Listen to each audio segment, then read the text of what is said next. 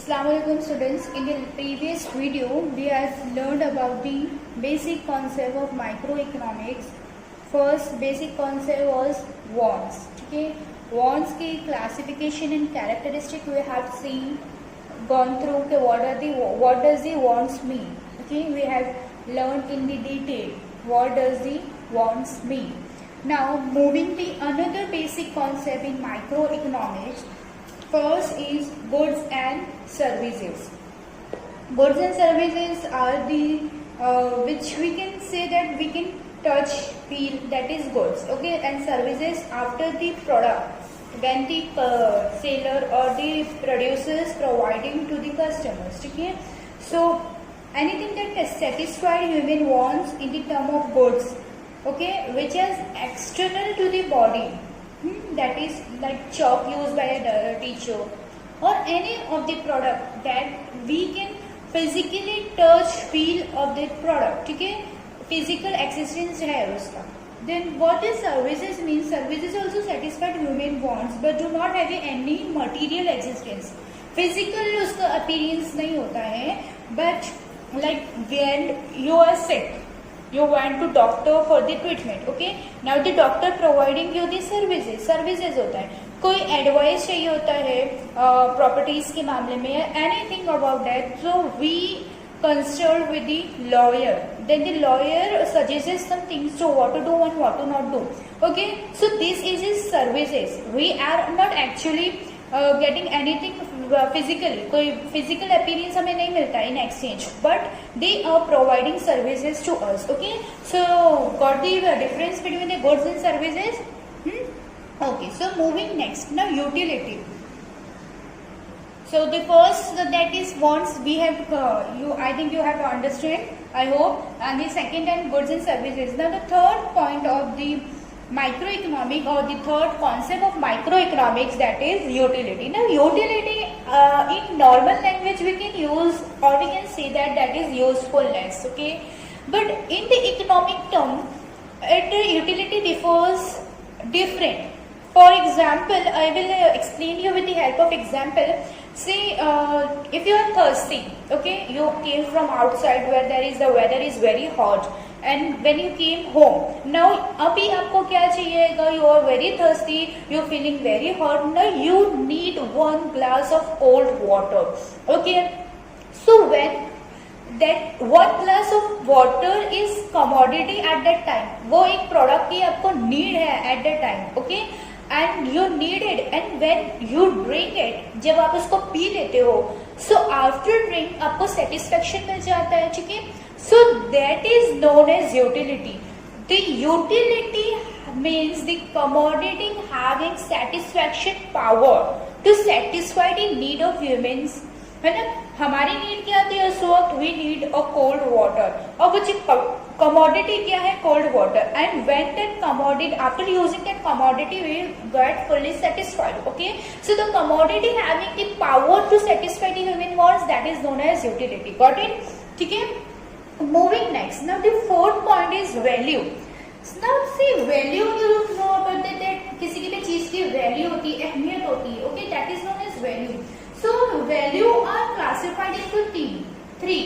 That is value in use, value in an exchange, and paradox of value. देखो, value in use means when the product which you are using, उसका exchange power इतना ज्यादा नहीं होता. For example, I will say that the sunlight या air है, water है, ये क्या है? आपको फ्री में मिलता है. ठीक है, even if water अगर आप परचेज कर रहे हो तो वो चीप रेट पे आपको मिल रहा है. ओके, बट इसकी एक्सचेंज रेट इतनी ज्यादा नहीं है, आपको पैसों में ज्यादा नहीं मिल रहा, बट इसके यूजेस बहुत ज्यादा है, इसके यूज में ज्यादा ये commodities. But if you will take the example of that gold, silver, diamond, इनका अगर हम एग्जांपल लें तो डायमंड कितने हाई रेट पे हमें मिलेगा, है ना, बट क्या हम उसको डेली वेयर करते हैं, डेली यूज करते हैं?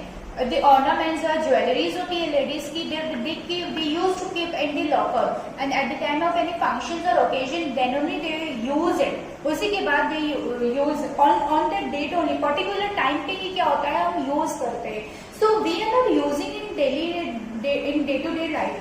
बट दी एक्सचेंज, अगर हम उसको खरीदने चाहेंगे तो we can get it in 10 rupees 20 rupees. उसका जो अमाउंट होता है it's in thousands, lakhs and all. Okay, so ये जो है इनका जो डिफरेंसेस है, ठीक है, ये दोनों का जो कमोडिटीज का डिफरेंसेस है, that is known as the paradox of value. ये वैल्यू बता रहा है हमें माइक्रो इकोनॉमिक कि कौन सी कमोडिटी की वैल्यू यूज ज्यादा है, यूज में ज्यादा आता है, बट एक्सचेंज रेट उनका ज्यादा नहीं होता है.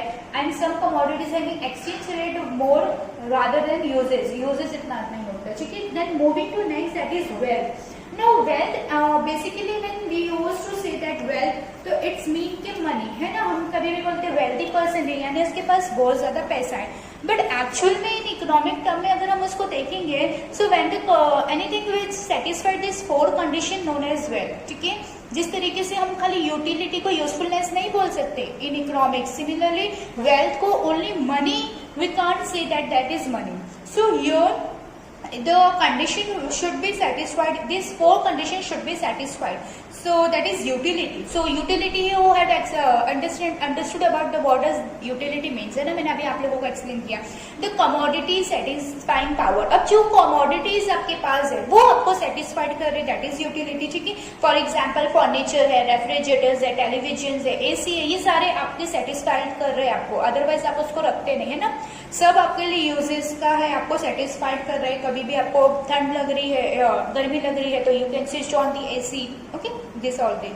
Then scarcity. स्कैरसिटी मतलब होता है कि where we can pay the money, payment होता है, then we use to buy it, है ना, उसके बाद ही हम उसको बाय कर सकते हैं. ठीक है, सब उसमें आप कुछ भी ले सकते हो, लैपटॉप है, मोबाइल है, जो भी चीजें आप खरीद ही रहे हो ना.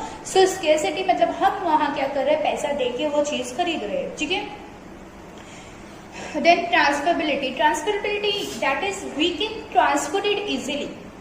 हम उसको लेके जा सकते हैं इधर भी व्हीकल, जैसे अभी कुछ चीज आपको मुंबई में नहीं मिलेगी, अवेलेबल नहीं होती, तो या फिर कुछ चीज ऐसी होती है जो इंडिया में भी नहीं मिलती, तो we use to import from the other countries, we use to import from the other states. ठीक है, सो क्या हो रहा है, ये सारी चीजें होती है वो हम एक जगह तो नहीं ऐसा है कि वो वहीं पर मिलेगी, आपको दूसरी जगह नहीं मिलेगी.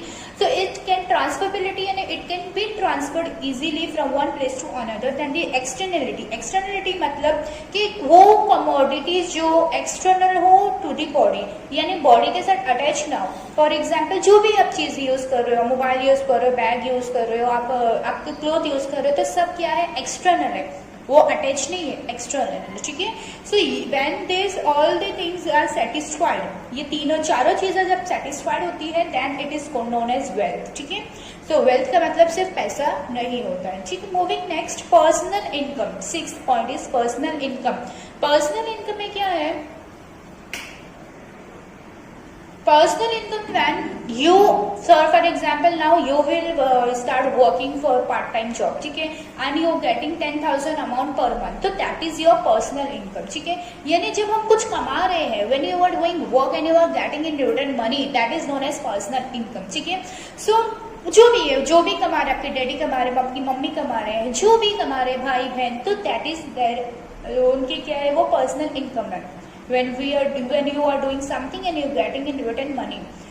But what is personal disposable income? The 7th point is personal disposable income. It's mean when your money, what is your income, जो भी आपकी income है, after deducting tax from your income, that is known as personal disposable income. Okay, if a person earning 2 lakh per month, or a person earning जो भी है amount 10 lakh per year, जो भी है, तो now in that you have to pay the tax. ठीक है, वो जो भी टैक्स का अमाउंट है, 1 lakh अमाउंट है, 50,000 अमाउंट है, whatever the amount is. Okay, if he earning 10 lakhs, now he paying 1 lakh the as a tax, तो now what amount he left over कितना है, 9 lakh. So that 9 lakh is known as personal disposable income. समझ में आया? तो disposable मतलब कि when you reduce the tax from your personal income, so that is known as personal disposable income. Okay, then the last one, that is economic activity. See, activity means के whatever